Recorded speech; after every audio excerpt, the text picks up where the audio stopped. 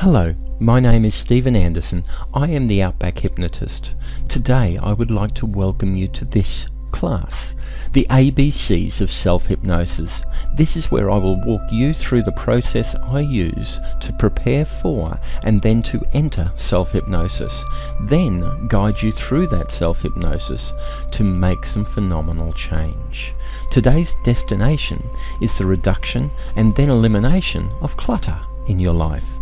Now, this is not a guided meditation. It is an active process that you can use to start your mind towards self-improvement. Nevertheless, you may begin to feel incredibly relaxed, and as such, this is not to be listened to while driving a car, operating heavy machinery, or doing anything it takes concentration to complete. The 3 I's of self-hypnosis are intention, induction, and initiation, and they will all be covered separately here, with a small break between each of the steps so you can begin at the place that makes you comfortable. If you are comfortable formulating your own intention, begin this recording at the 4-minute mark. If you are comfortable with performing your own induction, begin this recording at the 11-minute mark. And if you would like to work through the whole lot with me, we can begin that now. The first I of self-hypnosis is your intention. It is a 3-step process where you explain to your subconscious mind what exactly it is you are expecting to happen as a result of this self-hypnosis. Step number 1, intention, is to vocalize the reason for the self-hypnosis. Step number 2, duration, is how long you intend to remain in the hypnotic state. And step number 3, completion, is how you intend to feel when you return. Today's first example is from morning practice in preparation for the day. I intend to use self-hypnosis today to reduce and then eliminate the clutter I hold on to in my life. I will remain in a state for a total of 15 minutes, and I will return feeling incredible, positive, powerful, and ready for a sensational day of activity and excitement. Today's second example is for an evening practice just before I go to bed at night. I intend to use self-hypnosis today to reduce and then eliminate the clutter I hold on to in my life.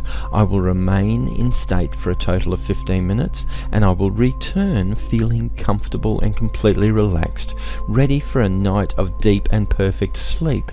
And should I dream, they will be dreams that confirm my self-hypnosis tonight. Now I will leave you for 30 seconds to formulate and then prepare your intention. If you need to stop the recording and take your time, that is just perfect. Knowing your destination, it is vital.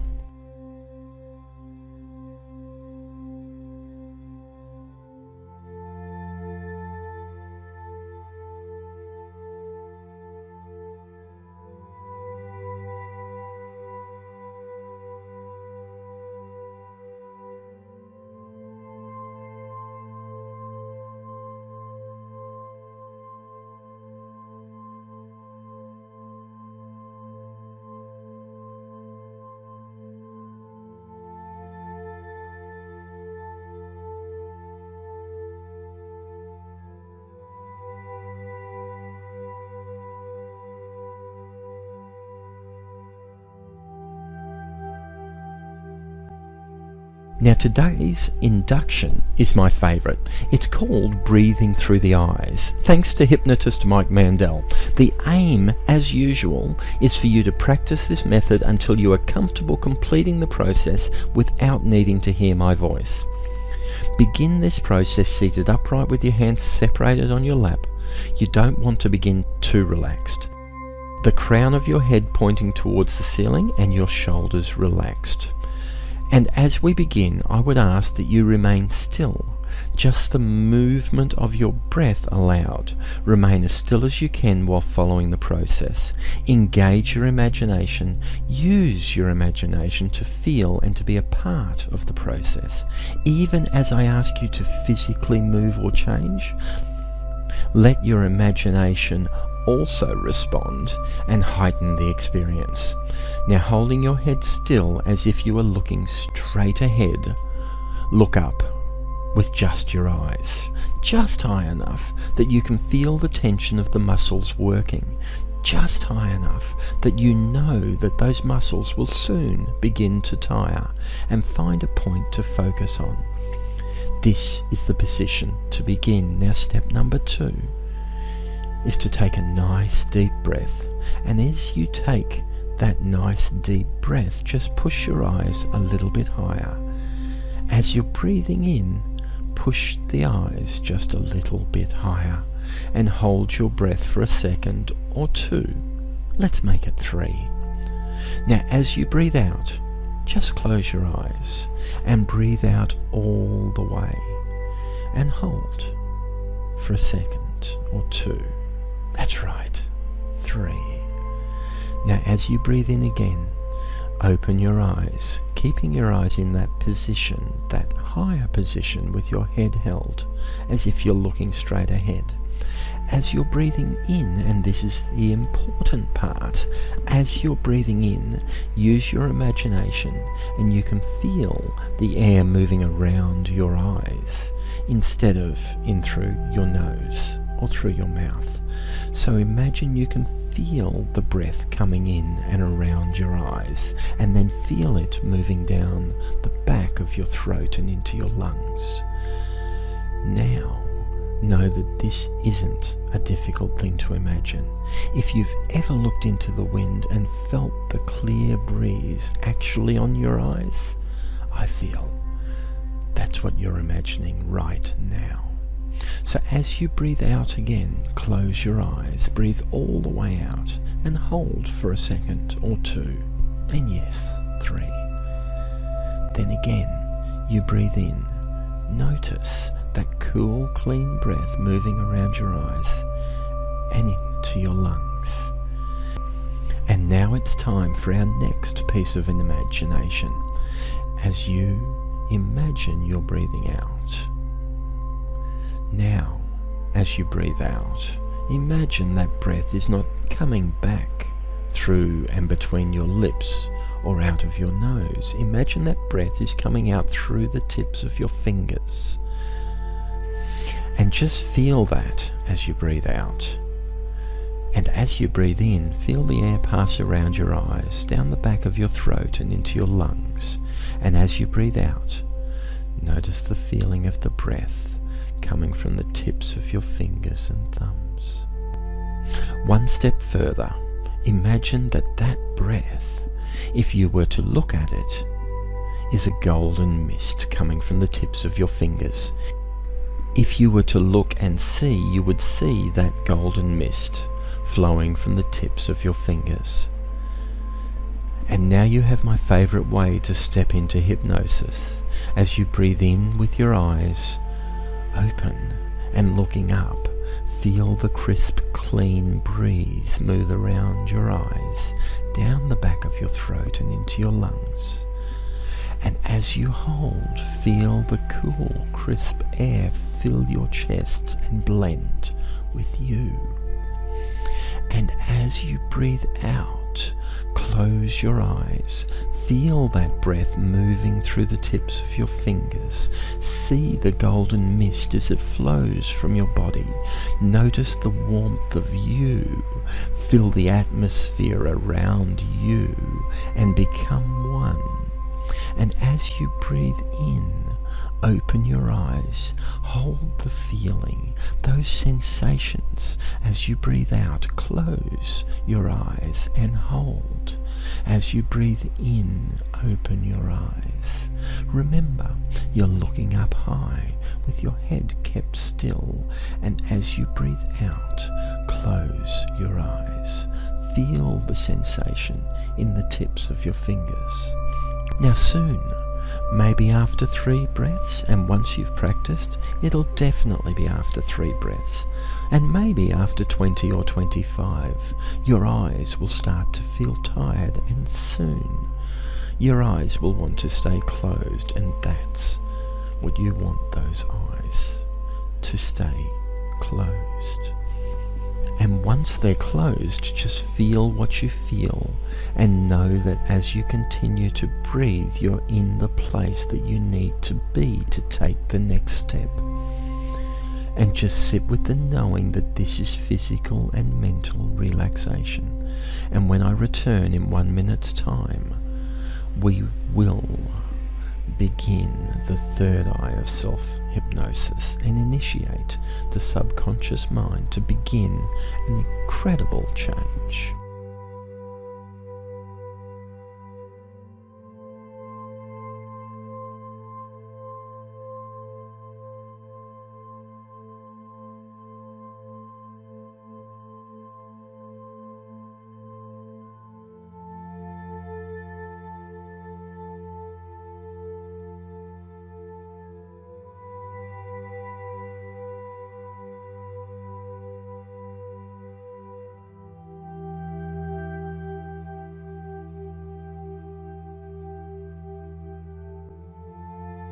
And with your third eye, I'd like you to look out onto the horizon and notice the light.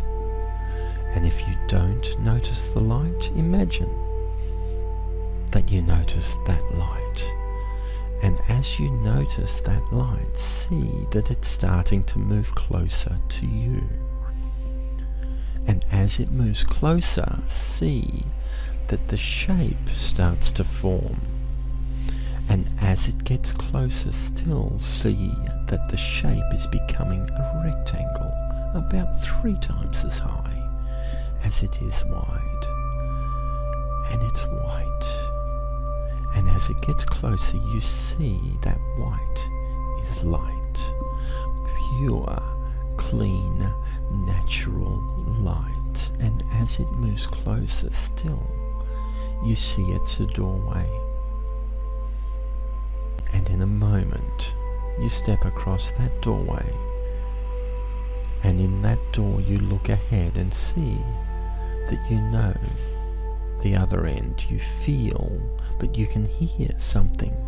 But as you look, you can see it's a pure white, all white, lit by pure, clean, natural light. And that pure, clean, natural light has all the goodness of sunlight, has all the goodness of daylight, has all the goodness you need to give you the energy you require without any of the heat or any of the sensation that would normally be found with a pure, clean, natural light.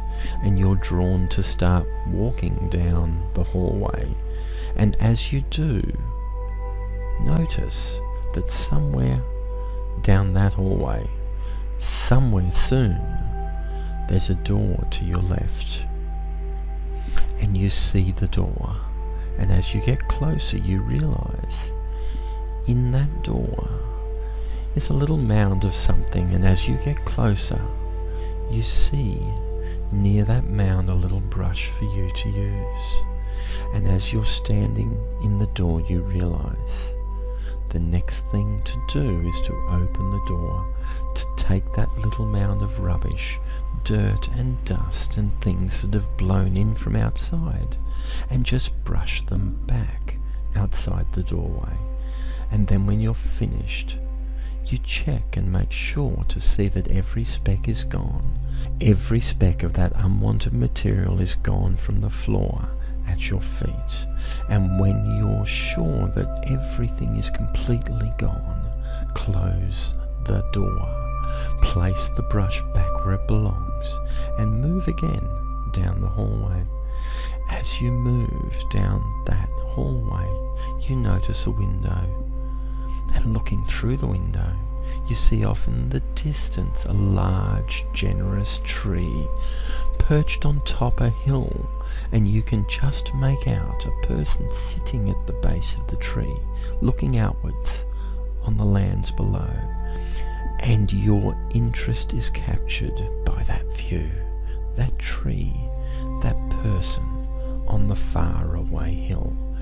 Knowing it is time, you again begin to move down the hallway, and you notice another door on the right-hand side of the hallway, lit with pure and perfect natural light. And you wonder, and you wonder, and as you get closer you notice there's a pile, just a small pile of dirt and rubble and unwanted things and unnecessary things at the base of the door. And nearby is a little brush that you can use, that you're welcome to use, that is easy to use, to remove. You open the door, you take the brush, you use the brush to remove all of those things, that dirt, the dust, and you brush them out through the door. And then you check to make sure that nothing remains, not a speck of dust, not the most minuscule piece of dirt that can possibly be, is there. It is time. And as you move down that hallway, lit with pure and perfect natural light, and you wonder, and you begin to look for a window to see out, and before long you notice a window. Feeling drawn, you look through the perfectly clean, the sparkling glass, and there, much closer than before, is a person sitting below a large and generous tree perched on the top of a hill. Now you are close enough to see the look of concern looking outwards on the lands below, and following the line of sight, your eyes come upon a deep and fast-moving stream. You know this stream is the cause of the angst on the mind of that person on that faraway hill. So you are drawn forward, knowing there are many more doors to the left and to the right, and with each door a pile of dirt and dust and leaves and general clutter to be cleaned away, and with each door to the right the little piles get smaller, and between each door there is a window, and many of the windows hold a familiar sight of the hill and the tree and the anxious person sitting at its base, but not all. Through one window you see a castle and a moat and a battle raging, with arrows flying and swords held aloft. At another there is a golden beach, sand sparkling in the sunshine, and sky as blue as indigo. With familiar view the distance shortens between you and the scene through the glass. And then the final door. You smile when you find only one speck of dust. You open the door and brush the one speck of dust outside. You brush once more just to be sure. When you shut the door behind, you put the brush back where it belongs, and you move on further. At this point you feel, and then you hear, water running. And as you move further, you see a small hill waiting for you. And at the end of the hallway, when you reach that point, you look up and see a tree perched on the top, and someone sitting at its base, distraught and weeping. You make your way to the top of the hill and take a seat beside. You sit and wait quietly as the sun moves through the sky. And the story begins. This is my land, and has been the whole of my life, passed down from my parents to me. As you can see, the most beautiful part of my land lies across the very deep stream, and I have no way to cross and walk on that most beautiful part of the land. When I was a child, I used to play just down there and dream of growing and becoming skillful and building a bridge to give my family and I the most beautiful part of the land. I grew and I learnt the skills I required, and then I stopped noticing that most beautiful part, and after some time, I stopped noticing even the stream between, and thoughts of other things entered my mind, and my family grew, and soon enough had families of their own.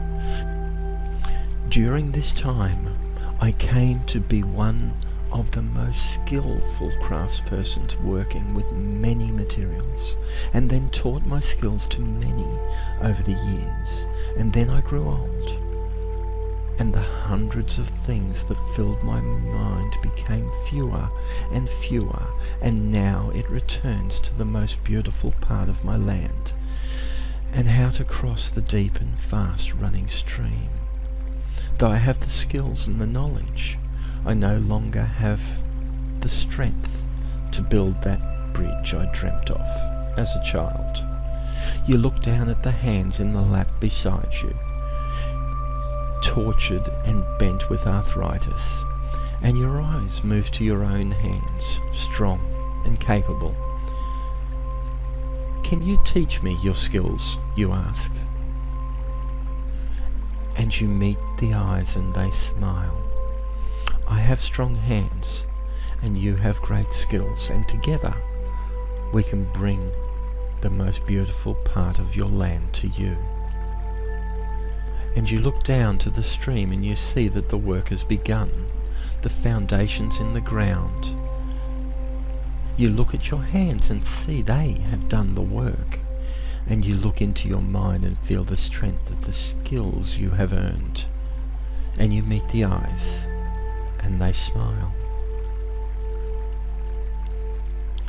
Again you look down to the stream and see that the work continues. The timber harvested and cut to size. You look at your hands and see they have done that work, and you look into your mind and you feel the strength of the skills you have earned. And you meet the eyes and they smile. One more time, you look down to the stream and see that the work moves forward. The timber frame built and spanning the stream. You look at your hands and see they have done the work, and you look into your mind and feel the strength of the skills you have earned. And you meet the eyes and they smile. The last time you look down at the stream and see that the work is completed. The fine workmanship stands out as beautiful as the land beyond. Children playing in the fields on the other side of the stream, the laughter floating on the breeze to where you sit, and you meet the eyes and they smile. As you both stand, the scene changes, and there in front of you is a river, your river, and you hear these words: I have taught you everything I know. You now have the skills to span this. You still have the strength, and you have the lesson I taught. And know that now is the time to begin. And you meet the eyes, and they smile. And as the smile grows wide, these words are formed. So what are you waiting for? You are left with these last words solid in your mind. And you turn around to find you are alone, and the work has begun. The foundations are in the ground. You look at your hands and see that they have done the work. You look into your mind and feel the strength of the skills you have earned. And you look into the water and meet your own eyes, and they smile. And now it is time for me to leave you here to finish the construction. You have the strength and the skills, the time and the courage to complete this bridge. And when done, use those skills to make concrete the changes made here today, and then bring yourself back to now. So what are you waiting for?